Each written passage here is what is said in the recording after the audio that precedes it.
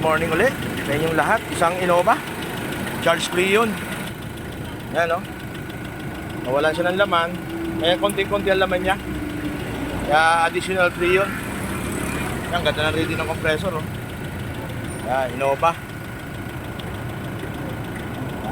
Additional Freon. Gagamitin lang. Pag nawalan uli, bubuksan na yung loob. Kasi gagamitin ngayon. Gagamitin kasi Ayan. Kaya kailangan magamit. Isang Innova yan.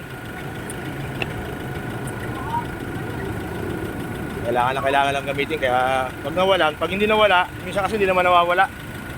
Natutuyuan din ang Freon kasi ang 134 ngayon, hindi na katulad ng dati na R12, hindi natutuyo. Ngayon natutuyo na. Ibig sabihin 134 yan. 134 po. Ayan. Kasi minsan, di wala naman tagas sa tutuyo ang Freon.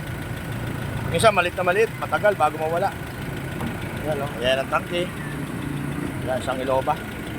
Ayan. Isang Innova yan.